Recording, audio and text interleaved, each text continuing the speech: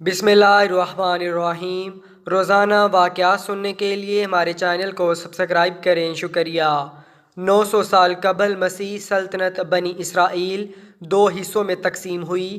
ایک حصہ یہودیہ کہلانے لگا اور بیت المقدس اس کا دارالحکومت بنا، جبکہ دوسرے حصے کا نام اسرائیل رکھا گیا اور اسرائیل کا دارالحکومت سامرا قرار پایا، جسے آج کل نابلس کہا جاتا ہے۔ اسرائیل کا جو حکمران تھا اس کا نام اوخی اب تھا۔ بنی اسرائیل ایک خدا کو ماننے والے تھے اور حضرت موسیٰ علیہ السلام کی تعلیمات پر عمل پیرا تھے، اور ان کا بادشاہ اخیب بھی ایک نیک دل بادشاہ تھا۔ اس دور میں فینیشیا کی شہزادی کی خوبصورتی کی بہت دھوم تھی۔ ہر ملک کے شہزادے اور بادشاہ اس سے شادی کے خواہاں تھے۔ فینیشیا اسرائیل کے شمال میں واقع ایک خوبصورت شہر تھا۔ اسرائیل کا بادشاہ اخیب بھی فینیشیا کی شہزادی ایزابل سے شادی کا خواہشمند بن گیا، اور ایزابل اس شرط پر اخیب کی دلہن بن کے اسرائیل آ گئی کہ محل کے قریب میرے لیے ایک بہت بڑا بت خانہ بنایا جائے گا۔ چنانچہ یہاں سے ایک بار پھر بنی اسرائیلیوں میں بت پرستی کا آغاز ہوا۔ شادی کے بعد شہزادی ایزابل نے اپنے ملک کا مشہور بت بال کو اپنے محل کے قریب نصب کروا دیا اور ساتھ ہی ایک بہت بڑی قربان گاہ بھی تعمیر کروا دی۔ روایات میں آتا ہے کہ یہ وہی مشہور بت تھا جس کی شام اور یمن والے سینکڑوں سالوں سے پوجا کر رہے تھے۔ بال بت ایک مشہور دیوتا مانا جاتا تھا۔ وہ خالص سونے کا بنا ہوا تھا اور اس بت کا قد 21 گز اور 4 منہ تھے۔ ہر منہ پر ہیرے جواہرات سے بنا ایک تاج تھا۔ ملکہ ایزابل نے 400 افراد کو اس کی دیکھ بھال کے لیے مندر میں مامور کر دیا۔ ملکہ ایزابل نے اپنے ملک سے 200 چھوٹے نبیوں کو بھی بلا لیا، جنہوں نے اسرائیل کے بادشاہ اخیب اور اس کی رعایا میں اس بال بت کی عبادت کے لیے تبلیغ کی، اور آہستہ آہستہ سارا ملک ہی بال بت کی پوجا میں لگ گیا۔ بادشاہ تو ویسے ہی سارا کنٹرول اپنی خوبصورت ملکہ ایزابل کو دے چکا تھا۔ اس حد تک مشرکانہ عقائد پھیل گئے کہ اسرائیلیوں نے 200 پجاریوں کو اپنا نبی مان لیا اور دل و جان سے بال بت کی پوجا کرنے لگے، اور اس سے متصل قربان گاہ میں ہر روز قربانی کی جانے لگی، اور ہر مہینے نئے چاند کی رات ایک خوبصورت لڑکی کو بھی قربان کیا جاتا اور اس کا خون بال بت پر وار کر کے پجاریوں کے سروں پر لگایا جاتا۔ اس کے بعد وہ اپنی قوم کی بیٹیوں کے لیے دعا کرتے۔ یہ بات اتنی عام ہو گئی کہ لڑکیوں نے اپنے بال تک بنانا چھوڑ دیے، کہیں انہیں خوبصورت سمجھ کر بال بت کی نظر نہ کر دیا جائے۔ بس پھر اللہ پاک نے ان لوگوں کو دی ہوئی ڈیل ختم کی اور اپنے پیارے پیغمبر حضرت الیاس علیہ السلام کو ان کی طرف مبعوث فرما دیا۔ بت پرستی اور کفر و شرک میں غرق اس قوم کو راہ راست پر لانے کے لیے حضرت الیاس علیہ السلام نے تبلیغ شروع کر دی۔ تاریخی روایات میں حضرت الیاس کا شجرہ نسب حضرت ہارون علیہ السلام سے جا ملتا ہے۔ آپ شہر جلعاد میں پیدا ہوئے۔ انجیل میں آپ کو ایلیا نبی کے نام سے پکارا گیا ہے۔ تفسیر ابن کثیر کے مطابق آپ کا نسب نامہ کچھ یوں ہے: الیاس علیہ السلام بن یاسین بن فہاس بن یزاز بن ہارون علیہ السلام۔ حضرت الیاس کا دور حضرت حزقیل علیہ السلام کے دور کے بعد اور حضرت الیاسی علیہ السلام سے پہلے کا ہے۔ چنانچہ حضرت الیاس علیہ السلام کے حکم سے بالبک شہر پہنچے اور دین کی تبلیغ کا کام شروع کر دیا۔ یہ یاد رہے کہ اس شہر کا نام بالبک بھی بال بت کی وجہ سے پڑا تھا۔ آج بالبک لبنان کا سب سے قدیم شہر مانا جاتا ہے۔ آج بھی وہاں پر خنڈرات اس بستی کی تباہی کا منہ بولتا ثبوت ہیں۔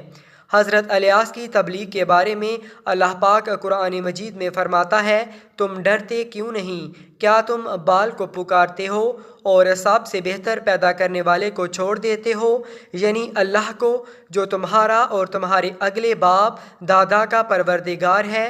تو ان لوگوں نے ان کو جھٹلا دیا، سو وہ دوزخ میں حاضر کیے جائیں گے۔ ہاں، اللہ کے خاص بندے مبتلا عذاب نہیں ہوں گے۔ اور ہم نے بعد کے لوگوں میں الیاس کا ذکر باقی رکھا۔ الیاس پر سلام ہو، بلا شبہ ہم نیکوکاروں کو ایسا ہی بدلہ دیتے ہیں، بے شک وہ ہمارے مومن بندوں میں سے تھے۔ جب حضرت الیاس علیہ السلام نے اسرائیلی بادشاہ اخیب اور ملکہ ایزابل اور ساری اسرائیلی قوم کو بال نامی بت کی پوجا سے روکا تو 2-4 لوگوں کے علاوہ کسی نے آپ کی بات نہ مانی، بلکہ ملکہ ایزابل حضرت الیاس علیہ السلام کو تبلیغ سے روکنے کے لیے منصوبے بنانے لگی۔ حضرت الیاس علیہ السلام کے حالات و واقعات اور قوم کے ساتھ ان کی کشمکش کی تفصیل تفسیر مظہری میں، علامہ بغوی اور دیگر تفاسیر میں، حضرت وہب بن منبع رحمۃ اللہ علیہ، حضرت کعب الاحبار اور معارف القرآن میں مولانا مفتی محمد شفیع رحمۃ اللہ علیہ کچھ اس طرح لکھتے ہیں کہ ملکہ ایزابل اس وقت پوری دنیا کی خوبصورت ترین عورت تھی، چنانچہ اس نے اپنے حسن کو وار کرنے کا ارادہ کیا اور ایک دن حضرت الیاس علیہ السلام کو گرفتار کروا کر جیل میں بند کر دیا اور خود نیم عریاں حالت میں ان کے سامنے بیٹھ گئی۔ ملکہ ایزابل ایک خاص قسم کا پرفیوم بھی استعمال کرتی تھی کہ وہ جب بھی کسی مرد کے سامنے جاتی تو اس پرفیوم سے وہ اپنی ذہنی حالت کھو بیٹھتا تھا اور پاگلوں کی طرح ایزابل کے جسم کے گرد گھومنے لگتا، لیکن اللہ کے پیغمبر حضرت الیاس علیہ السلام پر نہ تو اس پرفیوم کا کوئی اثر ہوا اور نہ ہی ایزابل کا حسن کام آیا، بلکہ حضرت الیاس علیہ السلام نے ایزابل کو نظر اٹھا کر دیکھا تک نہیں، بس وہاں بھی کہتے رہے کہ تمہارے 200 نبی جھوٹے ہیں اور میں اللہ کا نبی ہوں اور تمہیں بھی ایک خدا کی عبادت کی تبلیغ کرنے کو کہتا ہوں۔ اس کے بعد حضرت الیاس علیہ السلام کو بے انتہا اذیتیں دی گئیں، قید سے رہا ہونے کے بعد آپ کو پریشان کیا جاتا رہا اور جب آپ کو قتل کرنے کا منصوبہ بنایا گیا تو آپ علیہ السلام نے اللہ کے حکم سے افتادہ غار میں پناہ لی اور اللہ پاک سے کچھ یوں دعا کی: اے میرے معبود، اسرائیل پر شدید قحط نازل فرما کہ یہ لوگ میرے پاس بارش کے لیے بھاگے ہوئے آئیں۔ اللہ پاک نے آپ کی دعا قبول فرمائی اور 3 سال تک ایسا قحط پڑا کہ بنی اسرائیل کے جانور مرنے لگے، اناج ختم ہو گیا اور چراگاہیں ویران ہو گئیں۔ حضرت الیاس علیہ السلام اللہ تعالیٰ کے حکم سے اخیب سے ملے اور اس سے کہا: یہ عذاب اللہ تعالیٰ کی نافرمانی کی وجہ سے ہے اور اگر تم اب بھی باز آ جاؤ تو یہ عذاب دور ہو سکتا ہے۔ میری سچائی کے امتحان کا بھی یہ بہترین موقع ہے۔ تم کہتے ہو کہ اسرائیل میں تمہارے معبود بال کے 200 نبی ہیں، تم ایک دن ان سب کو میرے سامنے جمع کر لو، وہ بال کے نام پر قربانی پیش کریں اور میں اللہ کے نام پر قربانی کروں گا، جس کی قربانی کو آسمانی آگ آ کر بھسم کر دے گا، اس کا دین سچا ہوگا۔ سب نے اس تجویز کو خوشی خوشی مان لیا، چنانچہ کوہ کرمل کے مقام پر یہ اجتماع ہوا۔ بال کے چھوٹے نبیوں نے اپنی قربانی پیش کی اور صبح سے دوپہر تک بال سے التجائیں کرتے رہے مگر کوئی جواب نہ آیا۔ اس کے بعد اللہ کے نبی حضرت الیاس علیہ السلام نے قربانی پیش کی جس پر آسمانی بجلی گری اور اس کو لے گئی۔ یہ دیکھنا تھا کہ بہت سے لوگ فوراً سجدے میں گر گئے کہ الیاس ہی سچے نبی ہیں۔ اس کے بعد آپ علیہ السلام نے دعا کی تو بارش بھی ہوئی۔ اس کے بعد حضرت الیاس علیہ السلام تبلیغ کرنے کے لیے کچھ عرصہ یہودہ چلے گئے، وہاں پر بھی لوگوں نے آپ کی بات نہ مانی تو آپ علیہ السلام وہاں پر پیش گوئی کر آئے کہ کچھ ہی عرصہ بعد تم لوگ تباہ و برباد ہو جاؤ گے۔ پھر آپ دوبارہ اسرائیل تشریف لے آئے جہاں بادشاہ اخیب اور ملکہ ایزابل آپ کی جان کے دشمن تھے۔ روایات میں ہے کہ حضرت الیاس علیہ السلام نے اخیب سے کہا کہ بہت جلد تمہیں اور تمہاری بیوی کو جنگلی کتے چیر پھاڑ دیں گے۔ کچھ ہی عرصے بعد بلبک کو مہلک بیماریوں نے گھیر لیا جس سے بادشاہ اخیب کے بہت سے فوجی مارے گئے اور اس کا فائدہ دشمن ملک نے اٹھا کر اسرائیل پر حملہ کر دیا اور بلبک کو تہس نہس کر دیا۔ بادشاہ اخیب اپنی ملکہ ایزابل کو لے کر جنگلی راستے سے فرار ہو گیا، جہاں راستے میں اس پر حملہ ہوا اور بادشاہ اخیب اور ملکہ ایزابل پر جنگلی کتے چھوڑ دیے گئے۔ دوستو یہ تھا اس حسن کی دیوی کا انجام جس کی لاش کے ٹکڑے بھی شاید کسی کو نہیں ملے ہوں گے۔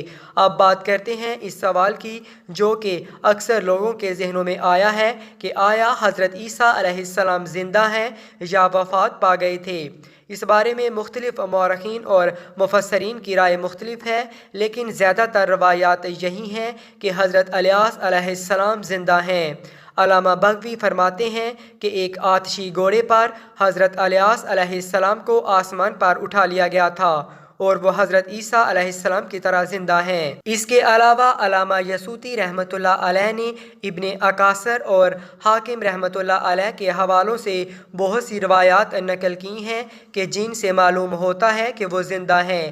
حضرت کعب رحمۃ اللہ علیہ فرماتے ہیں کہ 4 انبیاء اب تک زندہ ہیں: حضرت ادریس علیہ السلام، حضرت عیسیٰ علیہ السلام، حضرت خضر علیہ السلام اور حضرت الیاس علیہ السلام۔